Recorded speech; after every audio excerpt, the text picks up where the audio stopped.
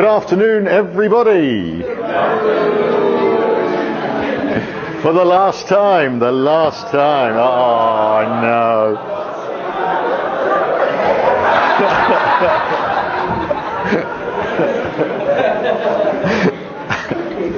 No.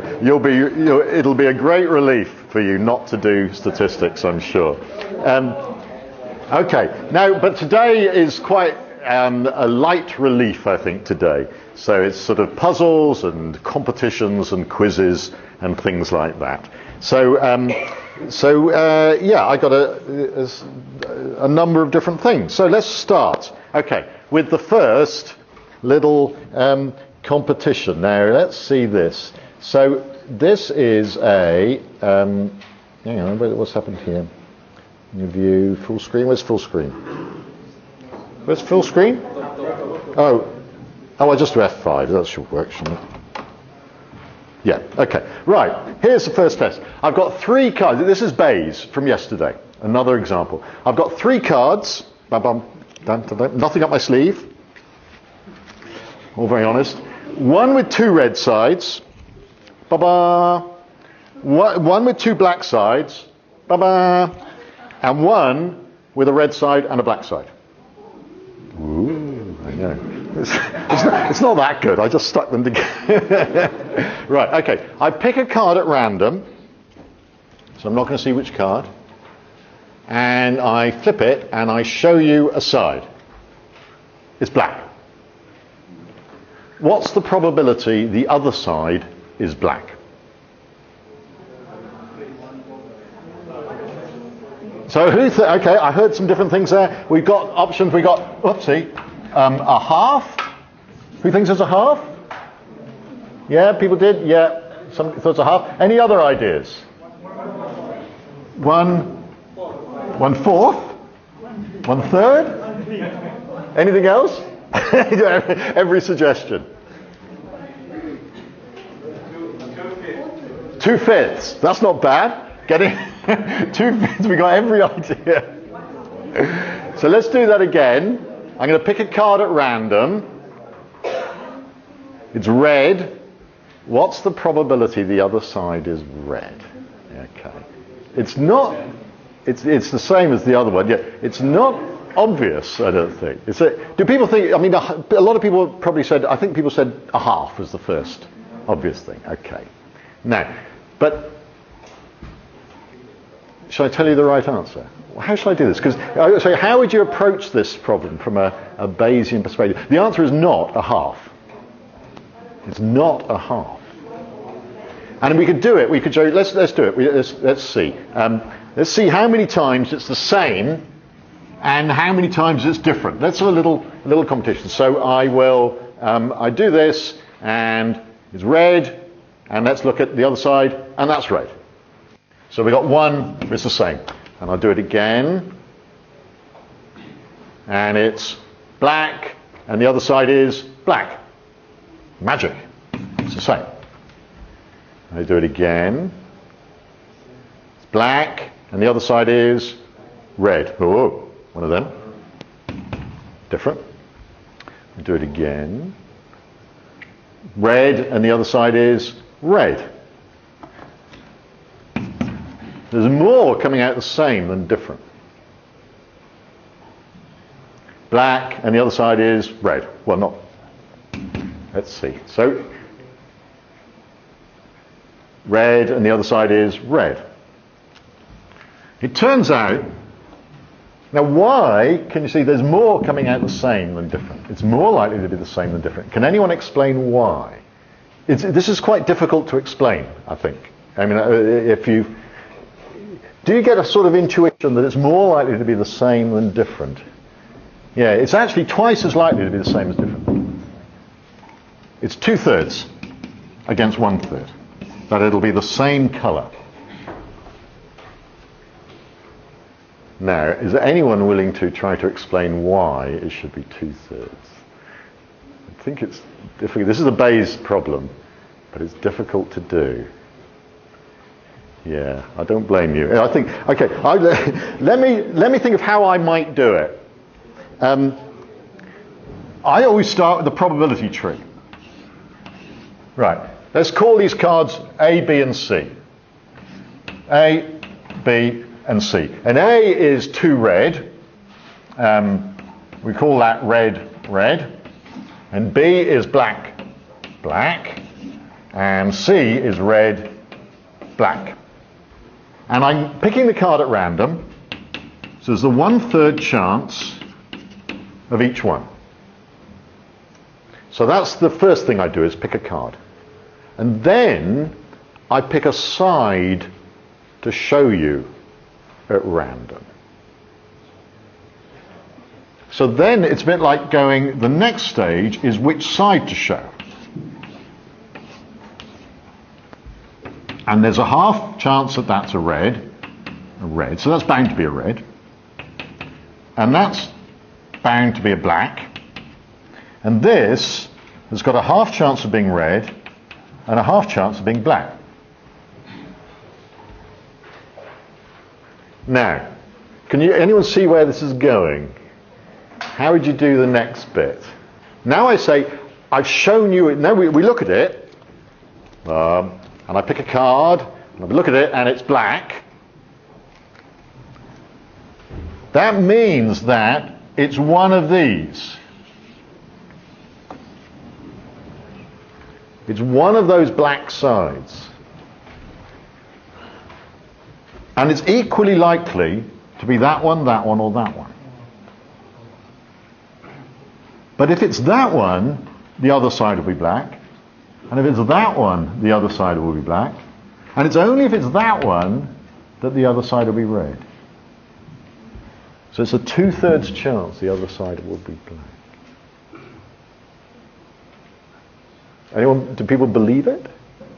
No, Corinne doesn't believe it. I know. It's quite tricky. It is quite, it's quite tricky. Do you get the feeling? So another way to think of it is that if you look at all the sides, there's 3 black and 3 red sides. And so there's a 50-50 chance of it being a black side or a red side. So that's the black side. But more of those blacks, 2 of those black sides have got a black on the other side, and only one hasn't. Another way to think of it. This is the good another way to think. Anyone think of another? This is another way to think of it. Is that the only way this will be different is if I've picked that card, and there's only a 1 in 3 chance of me picking that card. So there must be only a 1/3 chance of them being different. Does that sound more convincing? No. Yeah? Then more convincing. Yeah, I think that's quite... I'll try you later on another one that will be a similar one to see if you can work it out. Okay, right. So that's the first one. I'm going to try to baffle you with Bayes' theorem. Let's do another one, another little quiz. Have people got a coin on them? I haven't got any coins with me. Have people got a coin on them? Have you got one coin between 2 of you? Can you find a coin? I should have brought a whole lot of coins. Anyone got a coin? No, I should have brought some coins.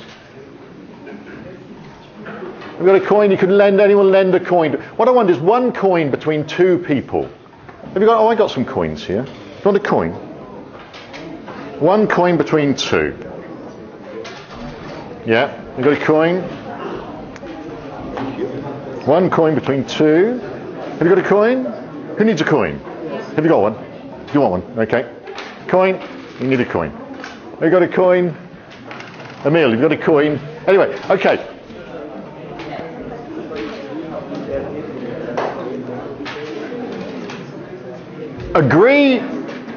Agree which side is a head or a tail. Okay, here's the question. It's a very simple game. You take it in turns to flip a coin. The one who flips the first head, and you have to agree what a head is, maybe the one with the animal on it or something like that, wins. Now, what's the chance that the person who flips first wins the game? Okay? So try it a few times and then try to work out what the answer is. So just try, just between two people, just take it in turns and see how often the person who flips first wins. See, the game is the first person to flip ahead.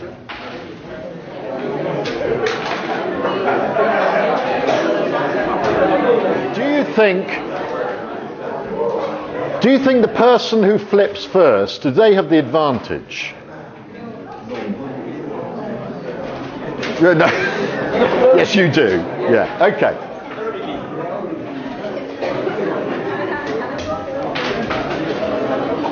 How often do you think the person who flips first wins?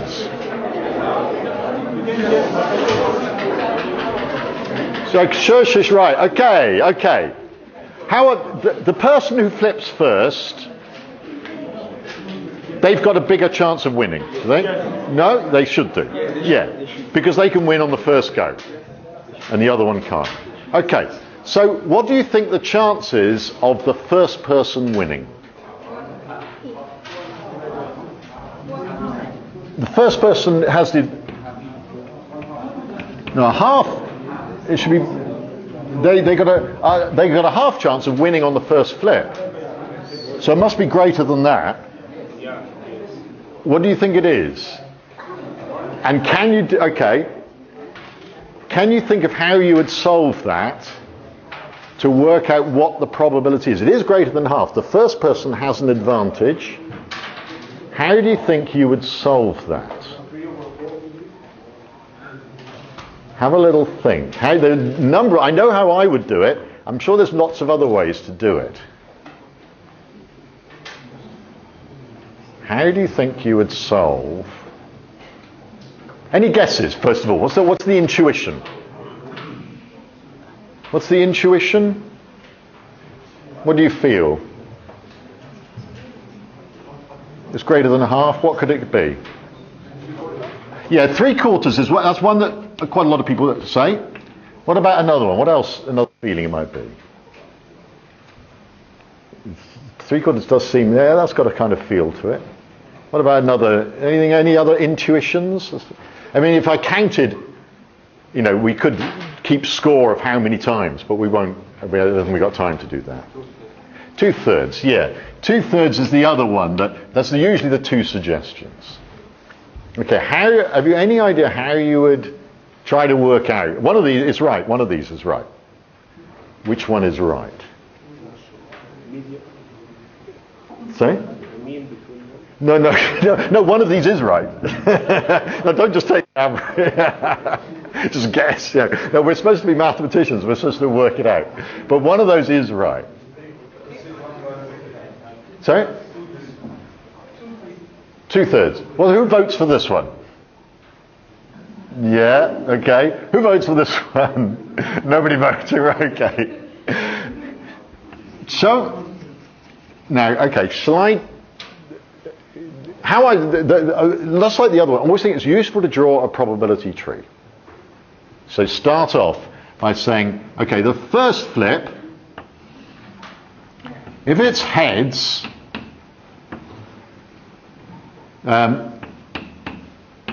what happens if it's heads? The first bit, let's call them A and B. So A starts. So A wins straight away. If it's tails, then B flips. So this is A flips. And if that's heads, what happens? B wins, yeah. In other words, if it's tails, and then A flips. And we've got, if it's heads, A wins. And tails, B wins. Oh, no, tails, we carry on. So, I think is this right? This is how Casey did it. Is it? I wouldn't do it this way. So you could think of it the way that the probability of A winning equals the probability of winning on the first go, which is a half, plus, what's the next probability on the third go? And what's the probability of that happening? We got half, half, half. 1 over 8, yeah. 1 over 8. Which is sort of, it's a half plus, so 1 over 2 to the 1 plus 1 over 2 cubed plus 1 over 2 to the 5th, yeah, plus 1 over 2 to the 7th. And so, I think you could do it. And does anyone know what the sum of that is? I'm not very good at it. I wouldn't do it this way, but I'm not very good at infinite series. Is this an infinite series that people know?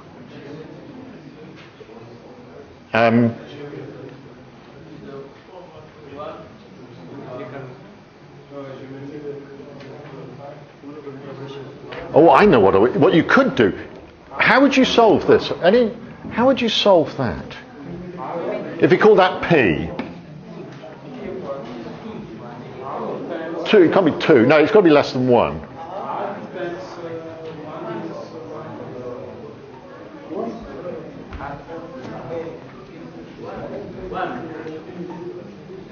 It can't be 1, because that would mean he's bound to win.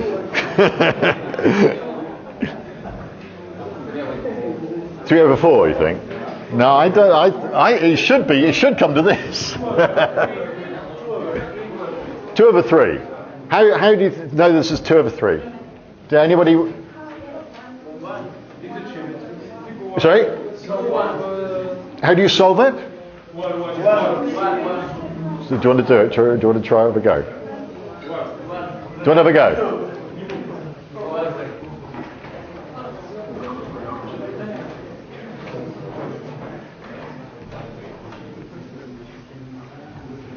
How do you solve that? This is a GP with R equals geometric progression with R equal 1 over 4.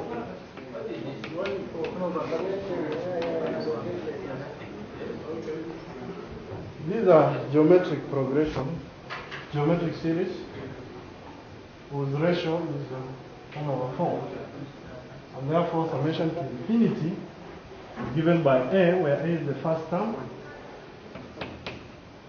divided by 1 minus R.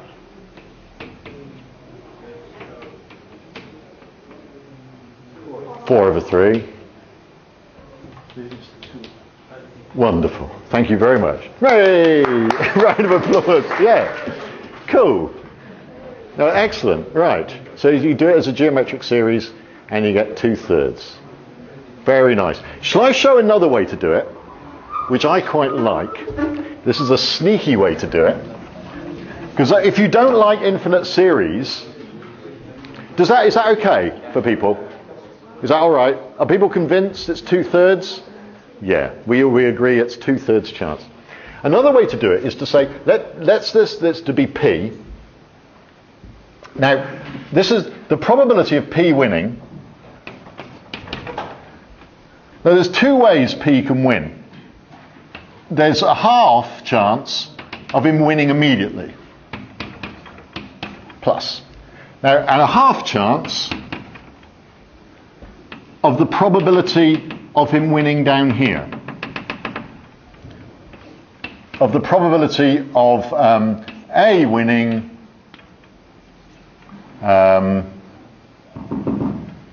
when B flips. Probably A winning when not flipping first.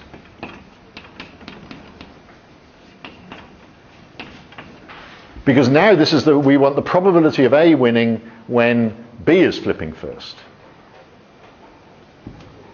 But the probability of A winning when not flipping first is just 1 minus P. So we've got an algebraic equation that P is a half plus a half, 1 minus P. Now, you see that? It's a bit sneaky. It's a bit like induction.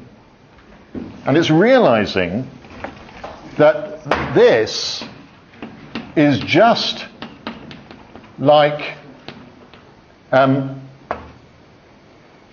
that, just like before, but B instead of A. In that there's no memory to the system. When that happens, it's just like a new game with B starting. So the probability of B winning at that point is P. So the probability of A winning at that point is 1 minus P. So we're doing it sort of algebraically. And then when we solve this, we get 2P equals 1 plus 1 minus P, and P equals 2/3.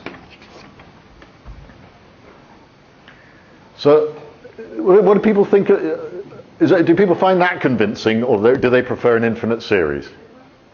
Which do you like first? This one, the algebraic one. Yeah, I think it's quite cool. You've got to realise that, and you only need to draw that. You just realise that if there's a tail, it's as if we're back to the beginning again, but now it's shifted to the other person. Sneaky? If you like that, I'll give you a more horrible one later on. Right, next, a bit of light entertainment. Are there any questions on that? Anybody? Okay, that's one I do for classes at school, the school classes. Let's do, I know, light entertainment, I'm going to show you a video. That's it, yeah. So let's just I'm afraid you're going to see me, Professor Risk, in the video. Okay, so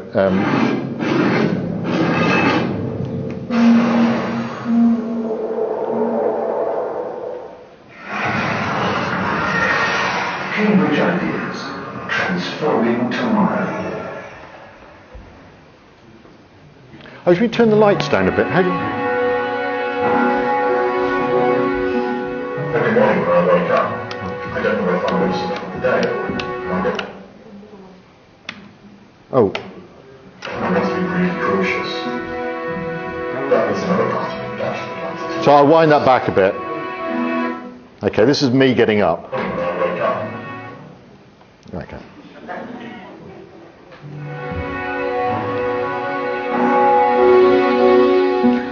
Every morning when I wake up, I don't know if I'm going to survive the day. I might get run over by a bus. I might have a heart attack. And part of me wants to be really cautious. But there's another part of me that actually would like to take risks.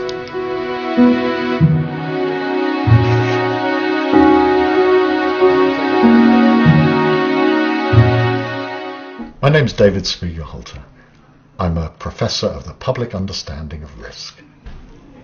It's a strange job title, but it means I look at the uncertainties we all face in our lives. I sometimes daydream about doing dangerous things, but as Professor of Risk, I really need to think carefully about what the consequences might be. Part of me likes a really big fry-up for breakfast.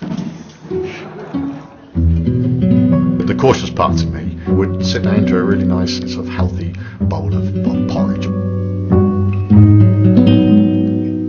I really feel like having a lot of bacon, but the cautious bit of me says that it's not going to do my weight or my heart much good.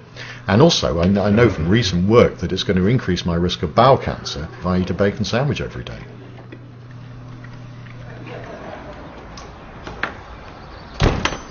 Well, after I've had breakfast, I've got to get to work. And the risky side of me would get on his bike and pedal off at great speed, no helmet, weaving through the traffic. But really, the cautious bit of me says, oh no, hang on. Cycling looks safe and it might be healthy. But really, if I look at the statistics, it's probably safer to drive. Because I can drive 200 miles on average to have a 1 in a million chance of being killed. There's a name for a 1 in a million chance of dying. We call it a micromort. It's a funny name, but useful for comparing, for example, different ways of travelling. Because on a bike, I only get 20 miles on a micromort. That's 1/10 the distance in a car. On average, you only get about 6 miles per micromort on a motorbike. Really high-risk way of travelling. But even if I went out and started taking drugs, if I took ecstasy, it's about 1 micromort for an ecstasy session. Well, the risky part of me would quite like to win a few million quid, so I could go and buy a lottery ticket. But then the cautious bit of me says, oh no, look, that's £1, and all you've got is a 1 in 14 million chance of winning the jackpot. That's just as big as the chance of me getting killed cycling to go and buy the lottery ticket.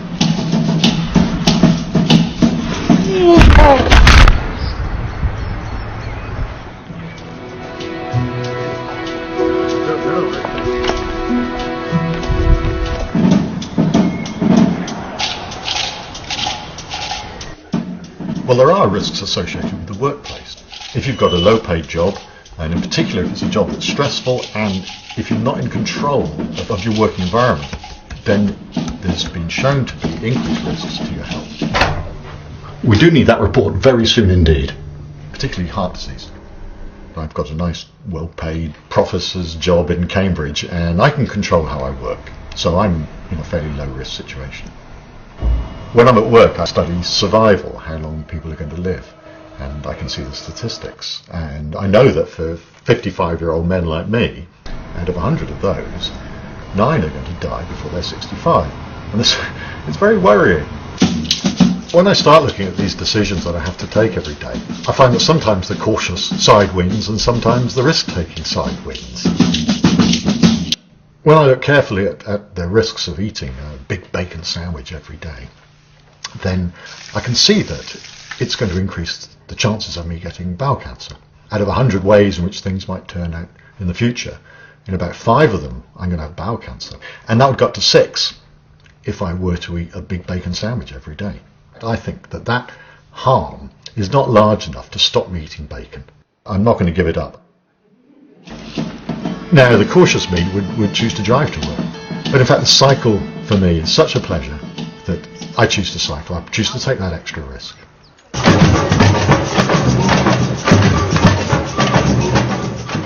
For me, it's a matter of getting some balance in my life between caution and a certain amount of risk-taking. So I like to have a drink, and I really like to try to have fun.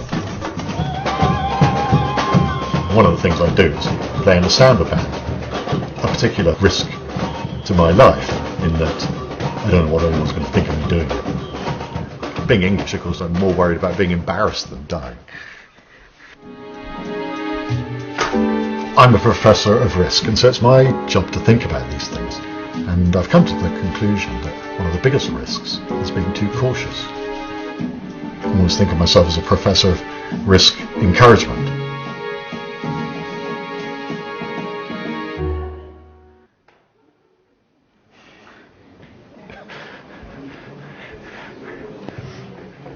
Right. Okay. That was a. Oh, thank you. Yeah, that was a film made for Cambridge University where they were advertising that their professors were slightly human, I think. So that was my home and where I work and how I cycle to work and all things like that. Right. Okay. Next bit of entertainment. What have I got next on the list? Oh yeah. Oh no, this is like the 3 coins. I don't know if you've seen this before, this trick, where I cover things up and you have to guess where they are. So what I'm going to do, I'm going to hide something underneath one of these cups. I've got my keys. I'm not going to show you which one it is. It's underneath one of these. Hang on, I've got to cover this up. So this is not very professional. You're not allowed to look. So I'm going to put this under one of the cups. Okay. And then I'm going to move them around so you can't see which of these the keys are underneath. Right, now. Can you now you can you can see no that's the trouble, they're noisy, aren't they? No, I'm not. I've forgotten now. No. They're noisy. They're noisy. Okay, right. Okay. I'll do it quietly. Right. Okay. Now. Quietly. Now, what I have to do now is somebody now who am I going to choose to guess who's going to be where they're going to be. So what you're going to do is say that's the left, that's the centre, and that's the right. Okay. So shall I ask somebody to guess where to point to just say left,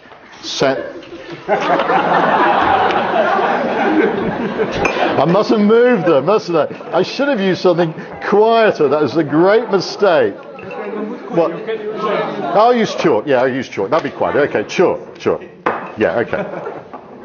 Yeah, that's quieter. That's quiet. Right, okay. Right. Okay. Now,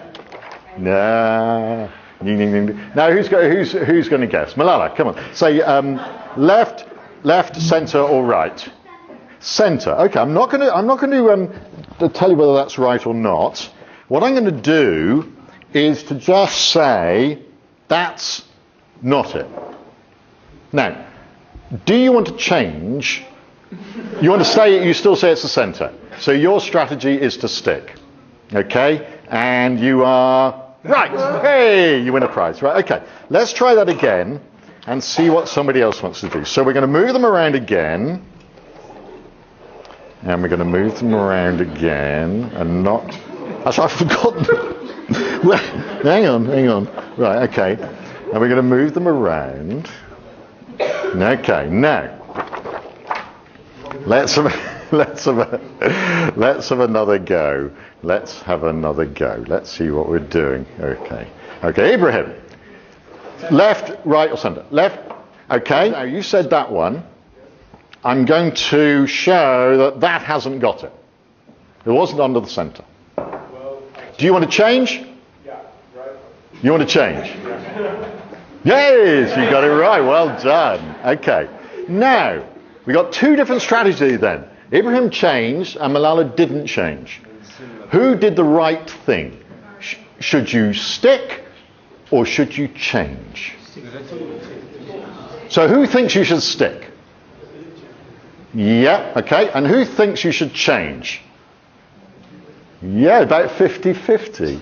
Yeah, okay, that's interesting. This is a very old problem, a really classic problem. It's often called, if you Google it, the Monty Hall problem. It's called the Monty Hall. Have you seen this before, Ibrahim, or did you? No, okay. Monty Hall problem. And people argue a lot about this and say, well, surely, you know, if I go... there's none of them. None of them. So if I move this around like that, and I know it's underneath there, and someone points at it, there's going to be one of them, at least one that hasn't got it. So I do that. Is that providing any information or not? No. People will say no. Well, okay. This is tricky. Is it a half? Or the point is that what's the probability of winning if you change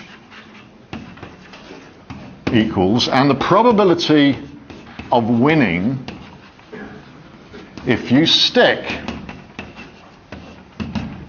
Now what do you think these are? Equal? Do some people think they're equal? Yeah, okay. So one thing is to say 50-50, in which case it makes no difference really. Okay. Are there any other suggestions? Because in fact, who thinks it would be? I know some people did think it's better to change. Yeah. Why? Anybody explain why it might be better to change? Yeah. Why have you got a bigger chance of winning if you change? You're right. You do have a bigger chance. It's not 50-50. Yeah. Why do you change? You're selecting from 2 rather than 3. Yeah, I think that intuition is there. It's actually very similar to the cards. Very similar, and it's similarly difficult to intuition. Because the answer is actually, the probability of winning if you change is 2/3. You're twice as likely to win if you change than if you stick.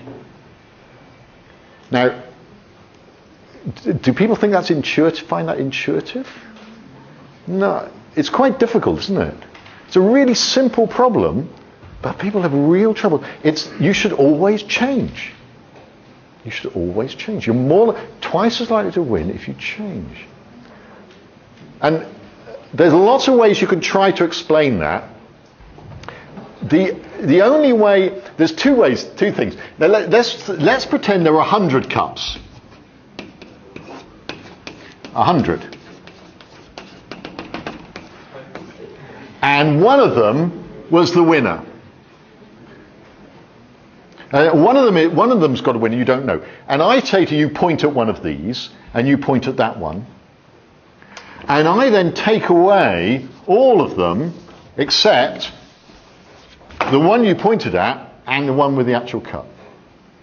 Now, would you change or not? Yeah, people would rather intuitive. You'd change. You'd think, yeah, that, there's only one left. All the rest haven't got it. It's almost certain to be that one, rather than that one. And that intuition works even with just 3 cups. You should still change. And the only way I can think of this, the easiest way to think of it, is that if you don't change, the only way you win is if you picked the cup, is if you picked it immediately.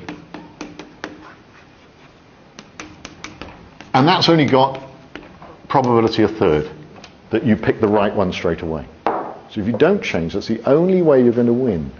So that it must be better that the remainder of the probability must now be on the other one.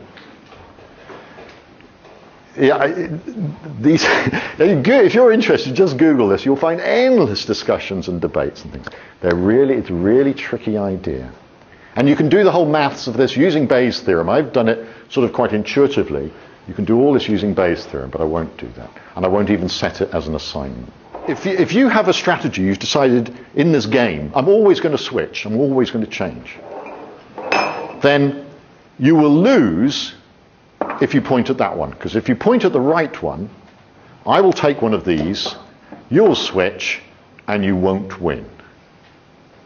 But in every other circumstance, if you point at one of the empty ones, I will then take away the other empty one, you switch, and you find it.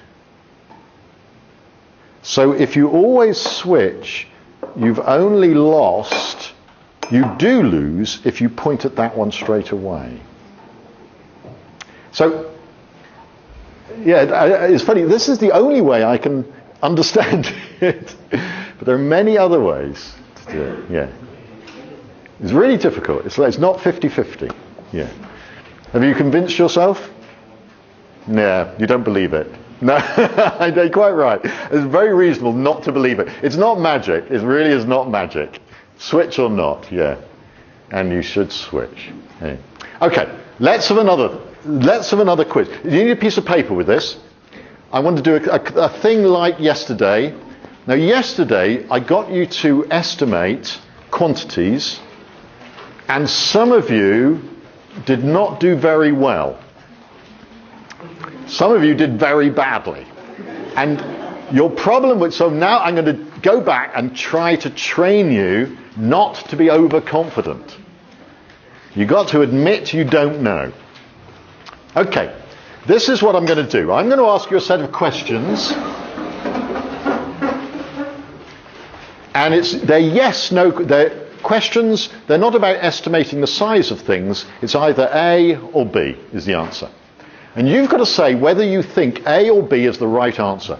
No, Goss, don't say anything.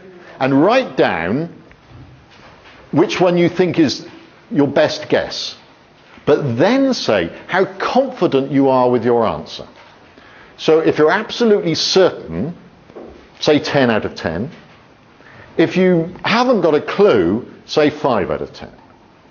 And if you're sort of thinking, yeah, I think I'm right, but I'm not sure, say 7 or 8 or 9. So that's a measure of how confident you are. And then I'm going to say whether if you're right or not. Now, if you said 10 out of 10 and you're right, you get 25 points. Cool. If you said I'm 10 out of 10 certain and you're wrong, you lose 75. This is a really vicious scoring rule. It's really nasty. It's like a teacher that if you do very well says, oh, fine. And if you do badly, it's really critical. It really shouts at you, shouts at you. This is the sort of shouting at you if you don't do well. If you're very cautious and say, I don't know, you just say where you are. But it's an asymmetric rule. If you say 8 and you're right, you get 21. If you're wrong, you lose 39. Yeah. Okay, so the first thing is, little competition. What's the formula behind this? Have a look at those numbers. So see if you can work out the formula. But while you're doing that, there's the scoring up there.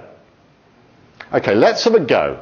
The first question. Have you got a sheet of paper? So you write down, right, which is larger in square kilometres? Now if you know, don't say, which is larger, Nigeria or Egypt, in terms of its surface area? Nigeria or Egypt? Now, say A or B, and then say how confident you are in your answer. These are difficult questions. I don't expect people to know the answers. I hope they don't. But they might have an idea. So the idea is to get you to say how certain you are. Okay? So you can say A and B, say your best guess, and how confident you are. All right? Have you done that? Are you ready for the answer? And the answer is? It's Egypt. Just. It's so funny because Ibrahim told me yesterday, he said, oh, Egypt's 1 million square kilometres. He said, yeah. I'd already done the question. But it's slightly bigger than Nigeria, which they're very close. Right. So now you score yourself. If you said 10 out of 10 Nigeria, you've got off to a very bad start. This is not good. If you say you've lost 75 to start with. Okay, so now you score yourself whether you're right or wrong. You either gain or you lose points, or stay the same. If you want to be really careful, don't know, you get 0. Right, do you get it? Okay, ready for the next question. Who is older, Nelson Mandela or Robert Mugabe? Shh. Don't say, don't. You may know, you may not know. Who is older, Nelson Mandela or Robert Mugabe? A or B? Okay. And then how confident are you in the answer? Right. Okay. Right. Are you ready? Have you written it? You said how confident you are? Yeah. And the answer is? Mandela. Yeah. 94 against 88. Yeah.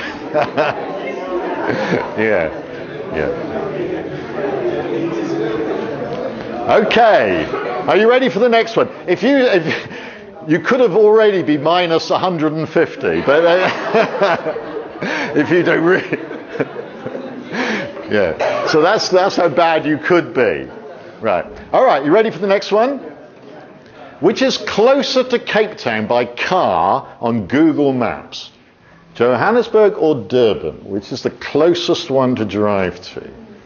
If you do Google Maps, shortest route by car.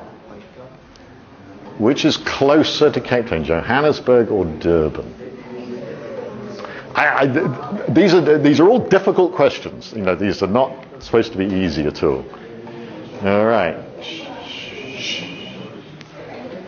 Okay.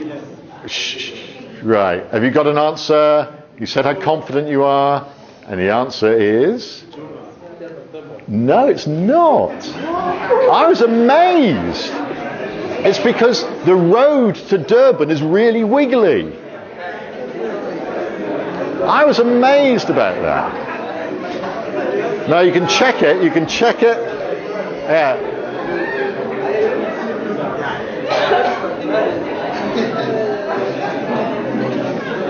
Yeah. Johannesburg is close. Yeah. All right. Okay. Next one. Right. Who was older when they died? Michael Jackson or Osama bin Laden?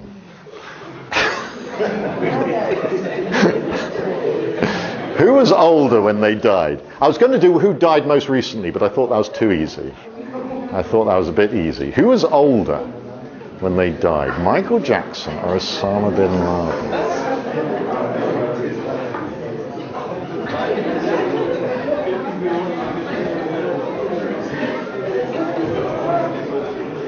All right. Okay. Have you said how confident you are? Right. Okay. And the answer. Well. Hey, really, we don't know. I didn't know this. It's B. Osama bin Laden, he was 54, and Michael Jackson was 50. Yeah. Okay.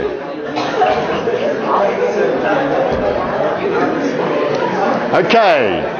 Well, another one. Are you ready? Okay. You got your judgment. Which is the greater population, Kenya or Tanzania? According to Wikipedia at the moment, which is the greater population, Kenya or Tanzania? Shh. No, there's no. Go on. You got to A or B. And how confident are you? Okay. Yeah.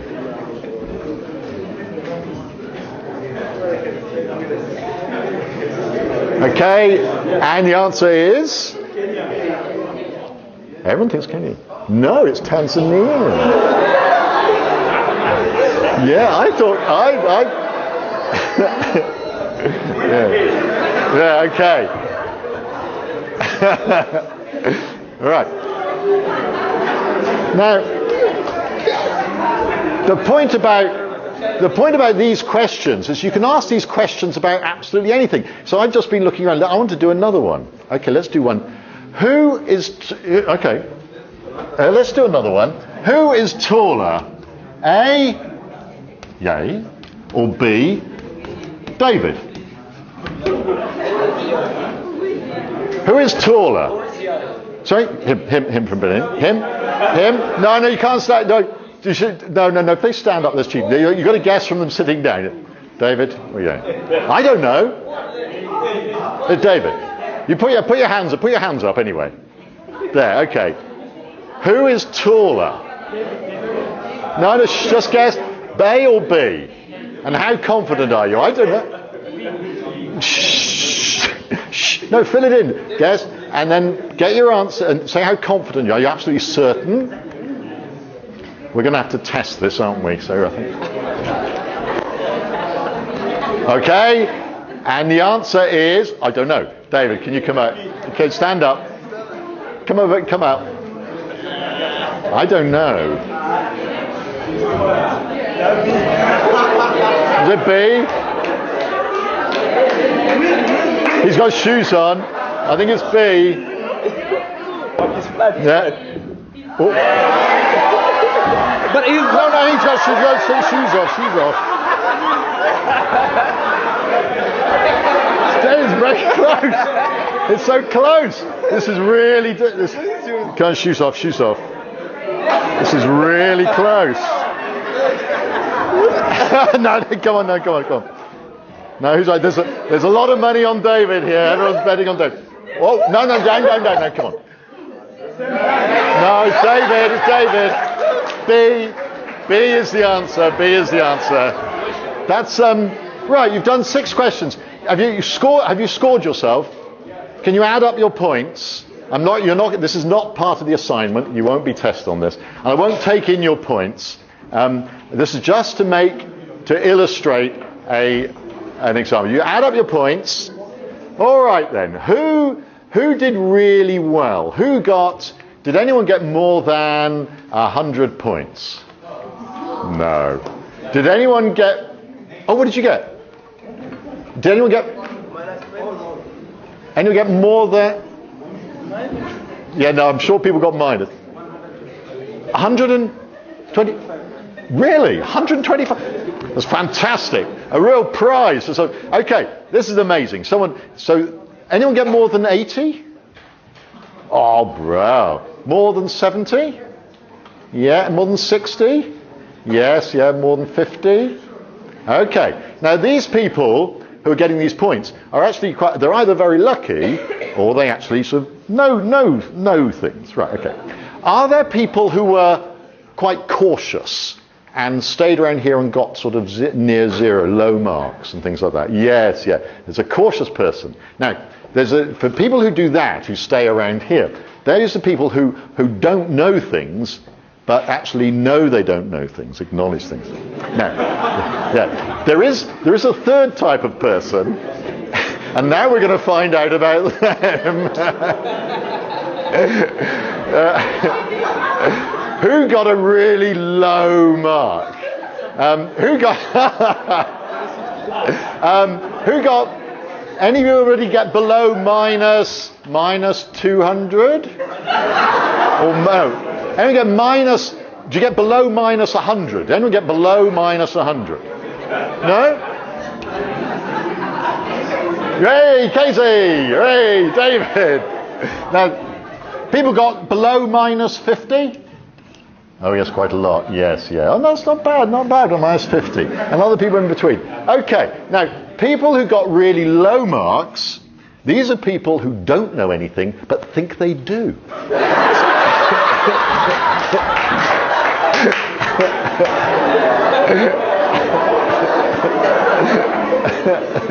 So these are you don't want to ask these people for advice. These are really dangerous people to have around.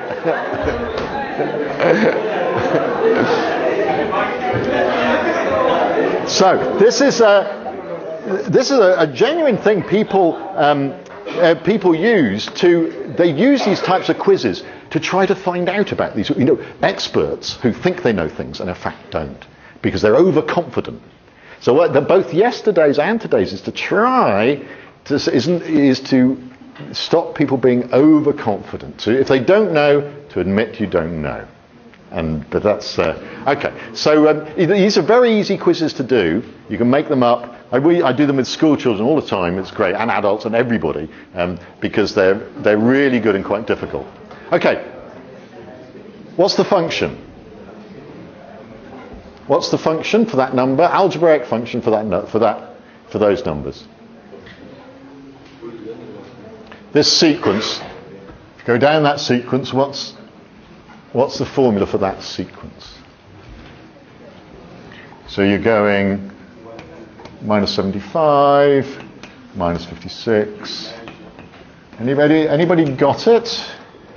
Minus 11, 0, 9.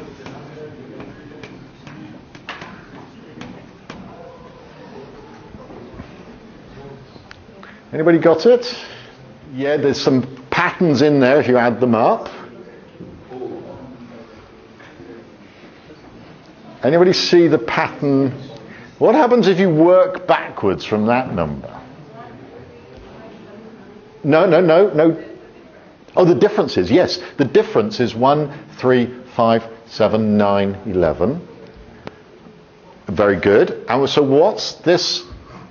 If I don't use it, what happens if I take the differences from 25?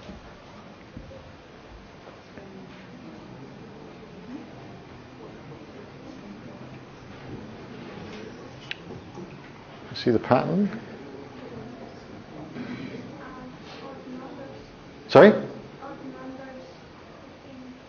Yeah, it's the odd numbers between them. If I take the pairwise differences, this goes up as 2.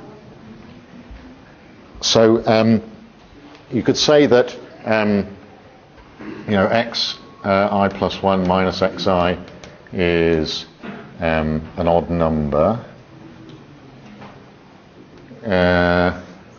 But if you subtract each of these from 25, the squares, yay! Great, well done. It's the squares. If you take them from 25, you get 1, 4, 9, 16, 25, 36. Down to 100. It's the squares. It's the squares. So in fact, why this rule is called a squared error penalty. You lose the square of your mistake. That's why it's so horrible. Right? It's really punishing. It loses the square of the error that you made. So it's a really nasty score. And the point is, this is a real scoring rule. People use this to judge weather forecasters. Anybody who's making probabilities, who's saying how confident they are, they use this score. It's called the Breyer scoring rule. It was invented by weather forecasters, by a man called Breyer. The Breyer score.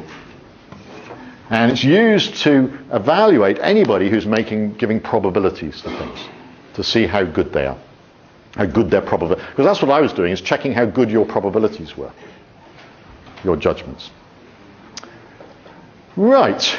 I got one last one.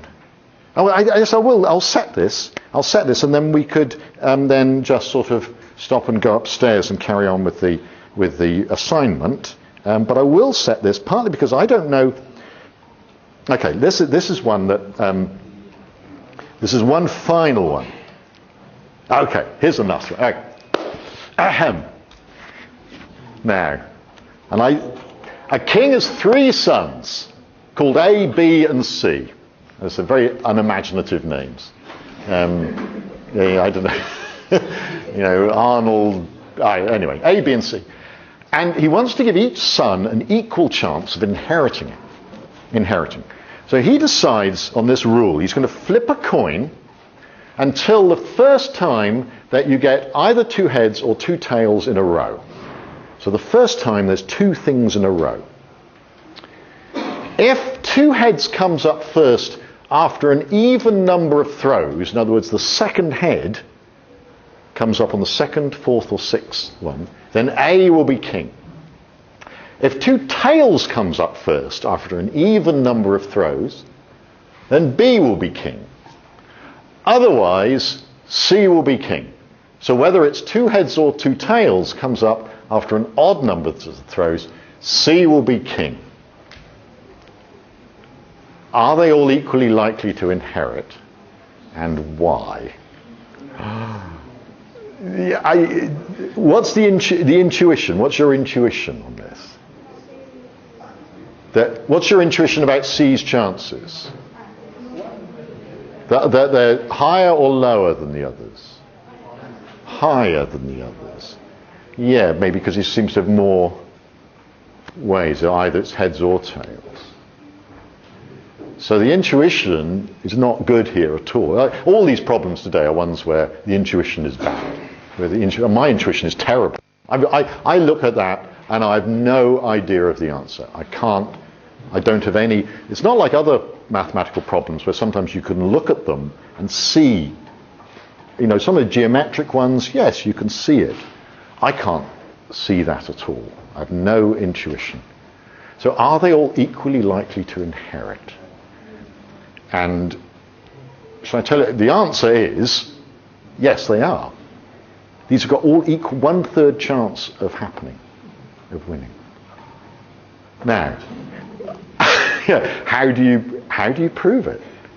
How do you do that? And Tony Bearden set me that one. She does it for her teachers.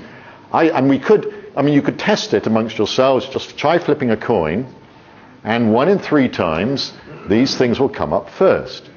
But how do you prove that? How do you prove it? I find that really difficult. I know how I did it.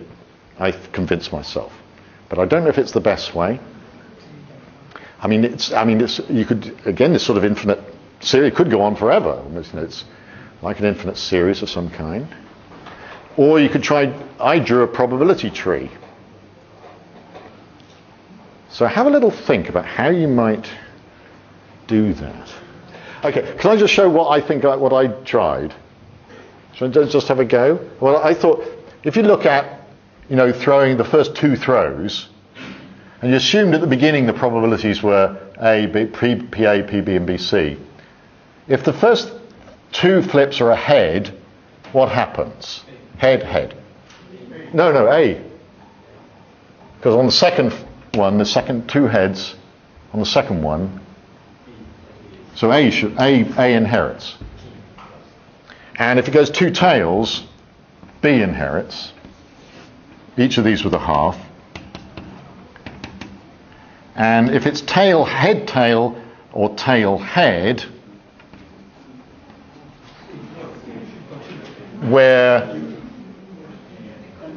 are we back where we started?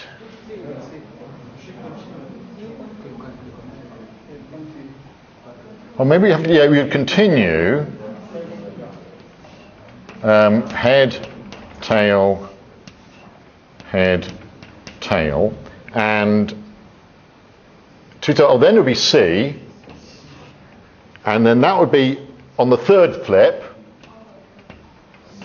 C there, and otherwise we've done head, tail. Oh, and then we're back. Yeah, I'm trying to do it a bit like I did the previous one, which then and work out when we're back to where we started again, where we're so on head, tail. Well, then we're back to like that again, aren't we? Because each of these has gone tail, head. So then we could go head, tail. This is the fourth flip. So that could be B. Because the first thing to notice, there's something quite extraordinary here. And that would be A, yep. And then we could carry on there. You notice one thing, that if the first one is a head, can B ever win? No, B can never get it. The first flip rules out B, and if it's a tail, it rules out A. It can never. Isn't that amazing? That is that right? This will never allow B to win. You see that? It sort of divides right from the beginning, from the first one. It divides into two groups.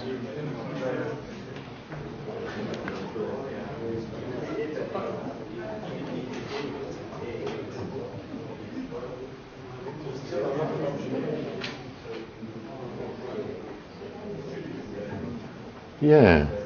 I think, a bit like I did the other coin, I'm trying to find where things are exactly the same. And it seems to me that the situation there is exactly the same as the situation there. So I'm trying to find a recursion, a sort of a recursive way. Yeah. And this will just carry on just like this.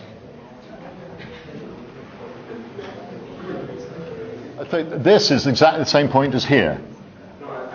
Oh, I'm not sure. Do you ever get back to the beginning? I'm not sure. I think one, but at that point A or B could win. But once we're down here, it's impossible for A to ever win. So I think it's more that is equal to that. I don't think you ever quite get back exactly to here. Yeah. So I think, yeah, you can't never go back to the start. No, I think it's that and that. So I think that you have a P0 here, and then you've got a sort of P1, the probability if there's a tail, and a P head if the first one's a head. So, to be honest, how I think I would solve this is to say something like P0 is a half pH plus a half PT, and pH is a half 100, because A wins, plus a quarter chance of C winning, 001, plus a quarter chance of being back where you were. Does that look reasonable? You sort of treat this as a vector, and you've got that as a half that plus a half that, and this one is defined in terms of there. And I think you might get the answer.